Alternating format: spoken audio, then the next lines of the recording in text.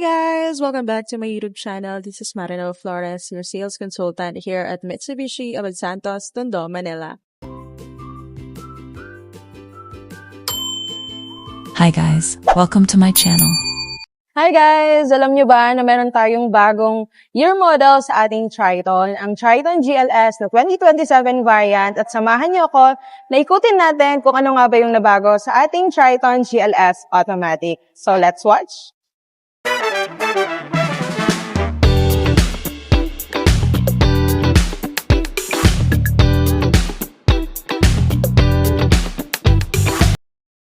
This is the new upgrade for 2027 Triton GLS Automatic Transmission. Pag-uusapan natin ang exterior, interior, features, engine performance, safety features, at syempre bakit isa ito sa pinaka-solid na pickup this 2026. For the front grille ng ating 2027 variant, as you can see, wala namang nabago sa looks niya. Pero kung titingnan nyo mabuti sa pagitan ng headlights, ito ay nagbago ng color at ito ay naging glossy black accent na rin siya, na dating naka-chrome accent. At pagdating naman sa front garnish niya, naka-black accent na rin ito. Dagdag folky factor siya dahil mas nagmumukhang malapad at mas aggressive yung harapan ng pickup. Yung black accent na ito, nagbibigay ng sporty at premium touch na bagay sa bagong modern look ng Triton. At dahil naka-black accent na rin yung front garnish niya, mas lalo nitong pinapalabas yung rugged at masculine look ng Triton, lalo na kapag tinamaan ng ilaw o nakapark sa outdoor setup. Perfect talaga siya para sa mga gusto ng clean, sporty at head-turning na pick-up build. At dahil sa mga black accents ng Triton GLS, talagang nagmumukhang Black Series looks talaga siya. Pagdating naman dito sa side profile ng bagong 2027 na Triton GLS, dito mo talaga makikita kung gaano kalaki yung improvement sa overall character at road presence ng pick-up na to. Unang tingin pa lang, mapapansin mo agad na mas planted, mas wide at mas muscular na yung stance niya kumpara sa previous generation. Mas straight at defined na yung body lines, kaya modern at mas premium tingnan. Hindi siya mukhang sobrang rounded gaya ng mga old models. Ngayon, mas aggressive na talaga yung looks niya. Mapapansin din natin yung mas pronounced sa shoulder lines na nagbibigay ng mas strong at mas masculine na appearance habang umaandar. Kapag nakita mo siya sa kalsada, may presence talaga. Yung tipong kahit stock setup pa lang, mukhang handa na agad sa long drive, outdoor adventures at kahit light off-road use. Isa rin talaga sa nagpapalakas ng road presence nitong 2027 na Triton GLS ay yung bagong wheel arch moldings niya. Mapapansin din natin na mas prominent at mas makapal na yung design ng wheel arch cladding, kaya mas rugged at mas aggressive tignan yung pickup. Bukod sa aesthetics, practical din siya dahil nakakatulong itong protektahan yung body panels laban sa bato, putik at road debris, lalo na kapag ginagamit mo sa rough roads o provincial terrain. For the wheels naman, ito ay naka-black alloy rim.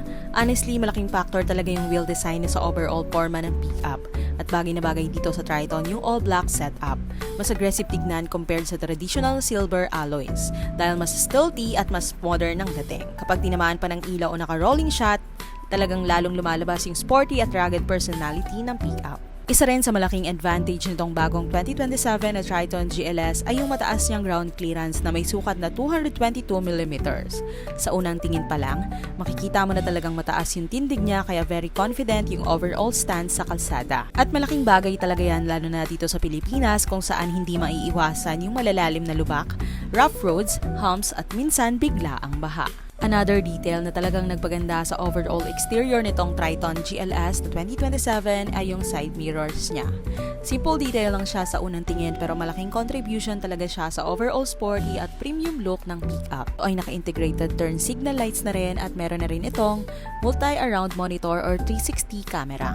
Mapapansin din natin yung black door handles nitong 2027 na Triton GLS. Dati yung 2026 variant ay naka-chrome accent lang siya. Simple detail man siya pero malaking dagdag sa sporty at rugged look ng pickup. Mas bagay ito sa overall black accents ng Triton, kaya mas clean at mas premium tignan ang exterior niya. At dahil matte finish na siya, mas elegant ang dating at hindi agad halata ang fingerprints o gasigas kumpara sa glossy finish. Pagdating naman dito sa driver's side interior ng 2027 na Triton GLS Automatic, ay mapapansin agad natin yung modern at driver focus na layout niya. Very comfortable ang driver seat, kaya kahit long drive o traffic, hindi agad nakakapagod. Madaling abutin ng controls, mas convenient gamitin habang nagde-drive. Makikita rin natin dito ang multifunction steering wheel, push start button, touchscreen infotainment system, automatic climate controls at digital instrument display. Malinis at premium din ang dashboard design, kaya mas SUV-like na yung pakiramdam sa loob. Perfect talaga siya para sa daily driving, family use, at long drives. Isa rin sa nagpapa-premium sa interior nitong 2027 na Triton GLS ay naka-black leather seat material na siya. Bukod sa elegant at sporty tignan, mas comfortable din ito lalo na sa long drives. Mas madaling linisin ang leather kumpara sa ordinary fabrics kaya perfect pang family use o pang daily driving. Dagdag forma din yung all-black interior theme dahil mas classy at mas premium ang overall cabin feel. Isa pa sa pinaka-convenient feature nitong 2027 na Triton GLS Automatic ay naka 8-way power adjust driver seat na rin siya. Ibig sabihin, madali mong may i-adjust ang upo mo sa 8 different directions, forward, back route, taas baba at recline sa isang pindot lang ng button. Perfect ito para mahanap mo yung pinaka-comfortable driving position lalo na sa long drive o traffic sa city. Mas premium ang feel dahil hindi mo kailangan manual na itulak o hilahin ng upuan. Fully power controlled na siya para mas effortless at comfortable ang driving experience mo.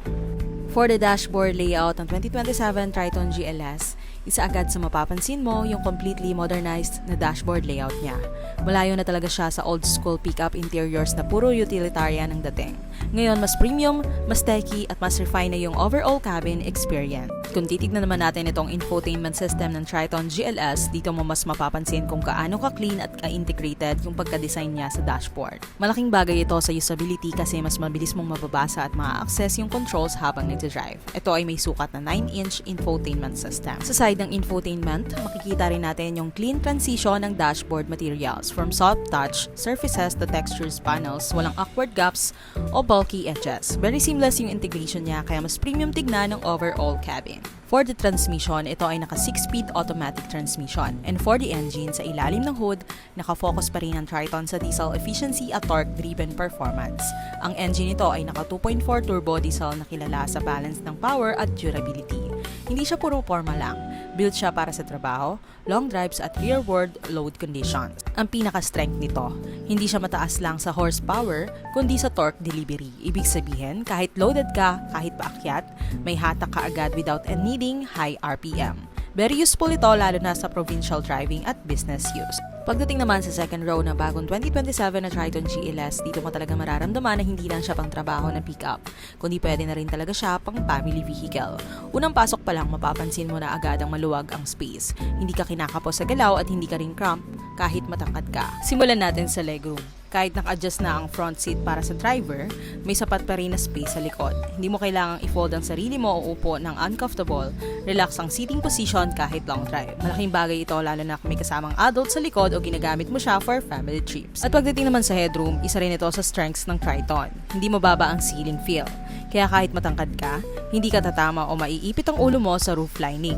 Very airy ang pakiramdam ng cabin. Hindi siya claustrophobic kahit enclosed ang pick-up body style. Isa sa mga practical features na madalas na hindi napapansin pero sobrang importante sa araw-araw na gamit ng pick-up ay yung USB ports at 12-volt socket nitong bagong Triton. Kasi sa panahon ngayon, hindi na pwede na wala kang reliable power source habang nasa biyahe ka. Isa rin sa mga details na madalas na hindi napapansin pero malaking part ng comfort sa loob ng sasakyan ay yung air vents. Kasi kahit gaano kaganda ang engine, infotainment o seats, kung hindi maayos ang airflow, ramdam mo pa rin ang discomfort lalo na sa init ng Pilipinas. Isa sa pinaka-importanting part ng sasakyan ay yung safety features. Kasi kahit gaano kaganda ang design, performance at comfort ng isang pickup, kung kulang sa safety, hindi pa rin siya complete package. Dito natin makikita kung paano binigyan ng upgrade ng Mitsubishi Motors Philippines ang Triton pagdating sa proteksyon ng driver, passengers at pedestrians. Dito meron tayong modern driver assistance features na tumutulong habang nagde-drive ka. Kasama dito yung mga systems tulad ng collision warning at braking assist na tumutulong mag-prevent ng accidents kung may sudden obstacles sa harap. May lane monitoring din na nagbibigay ng alert kapag lumilihis ka sa lane ng hindi sinasadya. Malaking tulong ito lalo na sa highway driving o long trips kung saan pwedeng mapagod ang driver. Isa pang importanteng features ay blind spot monitoring. Dito ina-alert ka ng sasakyan kung may vehicle sa gilid mo na hindi agad kita sa side mirror.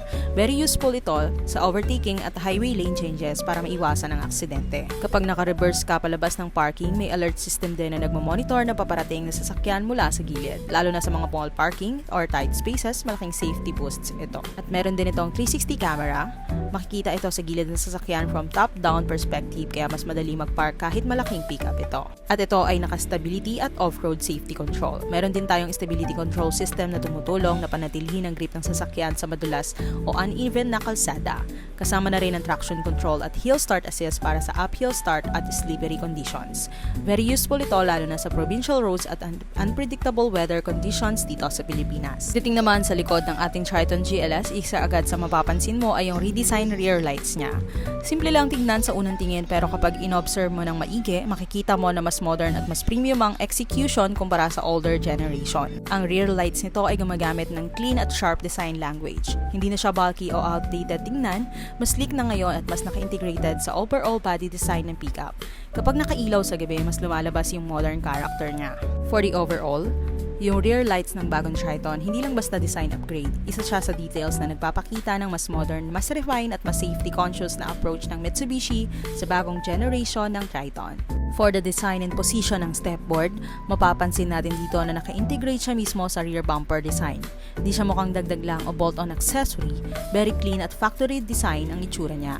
Mas madaling ma-access ang cargo bed dahil nasa tamang height at angle ang step area. This is the practical use kapag kailangan mong sumampa sa cargo bed, malaking tulong itong rear stepboard, lalo na kung may karga ka. Mabibigat na gamit o madalas kapag naglo-load at unload. Hindi ka nahihirapan umakyat at mas safe ang footing mo kumpara sa straight bumper lang. For the safety and grip, maganda rin ang surface grip nito. Hindi siya madulas agad kahit medyo basa o maalikabok ang sapatos mo. Importante ito para maiwasan ang accidental slip habang ina-access mo ang likod ng truck. For the bed liner, isa rin sa pinaka-importanting part ng isang pickup na tulad ng bagong 2027 na Triton GLS ay yung cargo bed. At dito pumapasok ang bed liner. Kasi kahit gaano kaganda ang exterior at interior, kung hindi protektado ang bed, mabilis pa rin siyang magasgasan o masira kapag heavy duty ang gamit. For the protection and durability, makikita natin dito na may bed liner coating na nagbibigay ng protection sa buong cargo area. Ang purpose nito ay protektahan ng metal surface laban sa scratches, dents at corrosion, lalo na kapag naglo-load ka ng mabibigat o magagaspang na gamit. Very important ito lalo na sa pickup use case na pang business o pang utility talaga. Isa rin sa pinaka-iconic na features ng pickup na talagang nagpapalakas ng rugged identity nito ay yung roll bar ng bagong 2027 na Triton GLS. Hindi lang siya pang forma, isa rin siyang element na nagbibigay ng mas complete na pickup truck character sa overall design. For the design and presence, mapapansin natin na nakaposition siya cleanly sa likod ng cab area, giving the truck a more aggressive and adventure-ready stance. Kapag tinitignan mo from the side or rear 3/4 angle, mas nagiging muscular at mas complete yung itsura ng Triton. Parang sinasabi niya agad na ready na siya for work and play. Overall, yung roll bar ng bagong Triton GLS, hindi lang basta accessory. Isa siya sa design elements na nagpapalakas ng rugged identity ng pickup, mas bold, mas complete at mas ready sa kahit anong road or adventure. At yun na nga guys, para sa ating 2027 Triton GLS Automatic at proceed naman tayo sa promos, freebies, and discounts para sa ating Triton. So guys, sa SRP ng ating Triton GLS 2027 variant is 1,999,000 at sa down payment naman ng ating Triton GLS is as low as 39,000 at ang kanyang monthly amortization is 40,000. So pag nag-avail ka naman ng cash transaction, malaking discount din ang binibigay natin dyan. Ayan, ipa-flash ko na lang din dyan sa screen. At syempre, kapag sa akin ka kumuha for in-house financing, marami akong mga ibinibigay na mga exclusive freebies. At yan, i-flash ko na rin dyan sa screen. At syempre, kapag nag-avail ka rin sa akin ng cash transaction at bank PO, ipa-flash ko na rin dyan sa screen yung mga freebie na pwede nyong makuha. So, kung ikaw ay OFW, seaman employed, or VA, pwede kang mag-apply sa akin through our online application lang. Kahit di na kayo pumunta dito sa dealer namin, through online application lang po namin yan pinaprocess. At 1 to 3 days process lang ay pwede ka nang ma-approve sa amin for in-house financing. So guys, i-message mo lang ako sa aking Viber or WhatsApp na 0939-530-1720 o pwede nyo rin po akong bisitahin dito lang po sa Jose Abad Santos, Manila Branch. Kung nagustuhan mo ang video na to, don't forget to like, comment, share, and subscribe. Bye-bye!